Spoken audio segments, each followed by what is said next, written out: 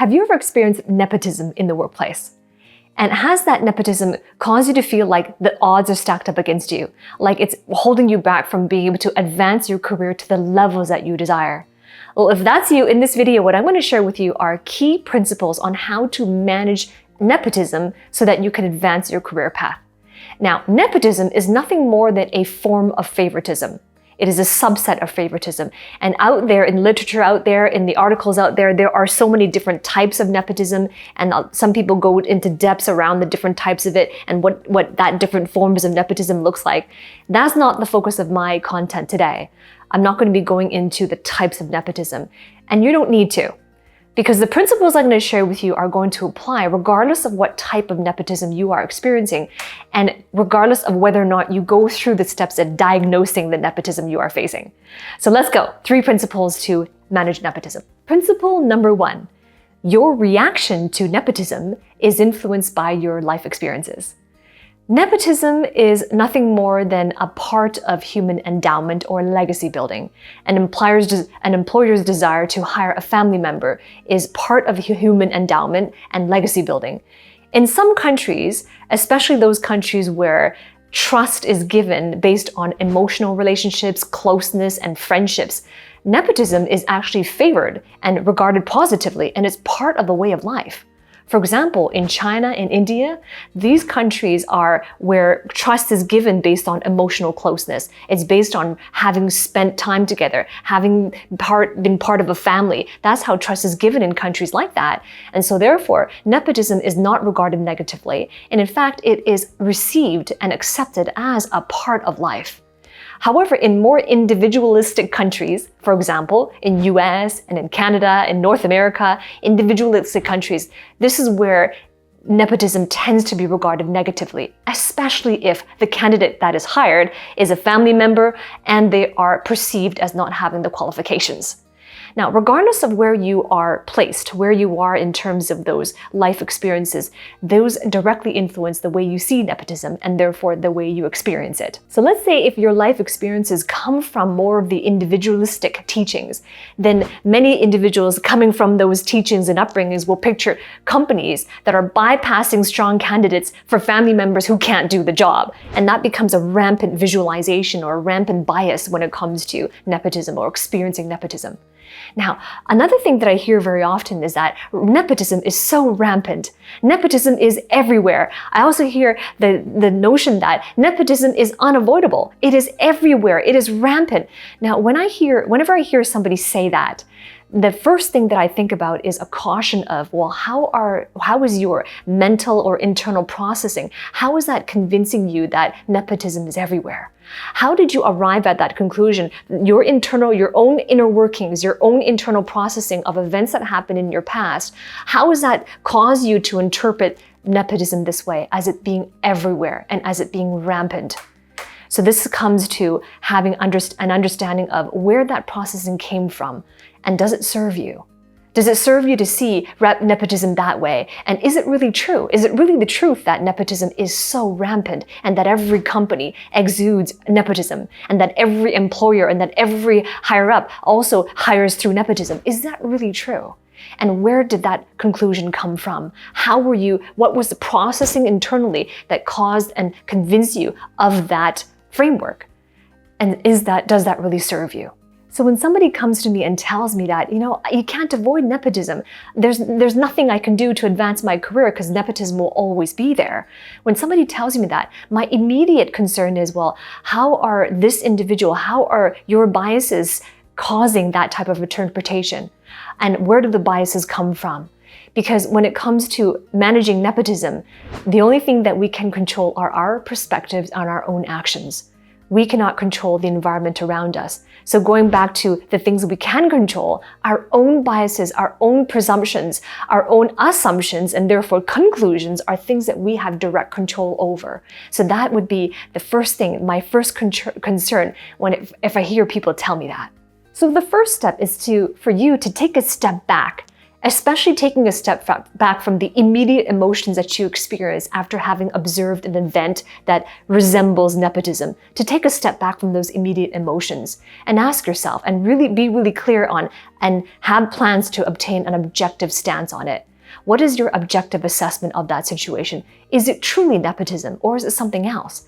Is it possible that the new hire, the new candidate, and therefore the new hire really did have qualifications that were unknown? Is it possible that the candidate really has qualifications, either internal or external qualifications? Maybe the qualifications did not exactly fit the job description, but it's possible for you to be hired that way as well.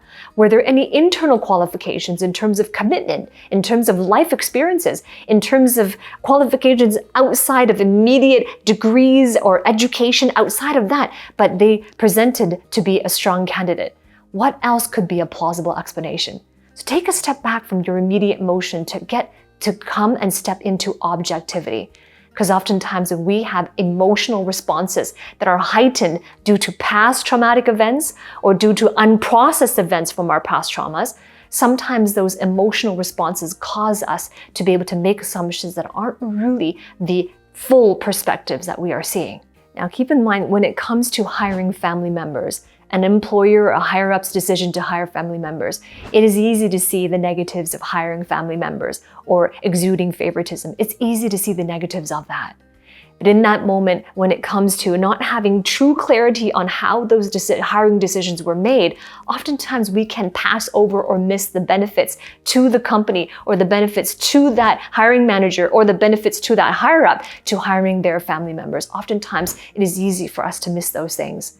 And you might be saying, after all of this, after the reflection on everything you heard today, you might still say to yourself, you know what, that really was nepotism. And it was an objective assessment. What I experienced truly was nepotism. So that leads me, if that's you and you're in that situation, that leads me to principle number 2. Principle number 2 is actions are influenced by value structures. Every individual has a set of values. It's their value structure, and it's very unique to an individual. And as we go through life, as we go through our career path, all individuals desire the fulfillment of those values. Now you have a set of values as well. Your higher-ups, your hiring managers, your employers, they have their own sets of values. Every individual has their own.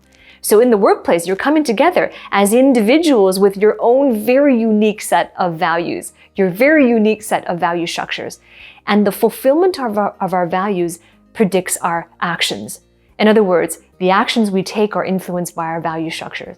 You act as a result of what you value most. You act in fulfillment of your highest values, but so do your employers. So that comes out to the question of, well, why did the employer practice nepotism? Why did my employer hire their family member? And in that moment, this is the way the value structures play out, is in that moment, the hiring of the family member, in that moment, there was a perceived benefit of hiring that family member. There was a perceived in that moment that there are more benefits to hiring my family member as opposed to hiring an outside candidate. In that moment, the perception of the benefit, and that's driven by values. So you're coming into this not a member of the family. You're coming into this as an employee and as an executive to that employer. And you come in with your own lens of values, and everyone sees the world through the lens of their values. So the perception of through your values creates your perceptions. And so therefore, the way you see it from your side is that there are greater drawbacks to me than benefits when they hire their family members. There are greater negatives than positives to hiring their family members. And I mentioned earlier in principle number 1 that it is easy to see the negatives of hiring family members. And it's harder to be able to see the benefits of it. So what could be the benefit of an employer or of a higher up to hiring their family members? It's a perception of benefit, because the perception of benefit drives their actions. So for example, a perception of the benefit could be hiring a family member means that our core values are automatically aligned. It could also be hiring a family member means that I know this person really well, and so there's already a relationship there. That's a benefit. It could also mean hiring a family member means that we already understand each other very well so that we might be able to work together better than an outside candidate. And those are examples of perceived benefits, driven through the lens of value structures. Now, look at it this way. This is really important to really understand how value structures drive actions. If you look at the value that's being fulfilled, the example I gave earlier was hiring a family member means that our core values are already aligned. So the value there is core value alignment. And if that's the highest value, can you see how there's nothing negative? There's nothing favoritism around the fulfillment of a value of I want the person I hire to have a values alignment. And it's no longer around nepotism. It's around the fulfillment of the value of it's important to me that when I hire my team members that our values are already aligned, that our core values are aligned. So this shifting of being able to see behind the actions is going to be really important because values are neither right nor wrong. The value of one in core alignment is neither right nor wrong. Your value of one to advance your career path is neither right nor wrong. So the sooner that you can understand values of self and others, the sooner that you can be able to influence yourself and those around you. Okay, now granted, there are some employers who hire family members out of previous woundings they've had in their life.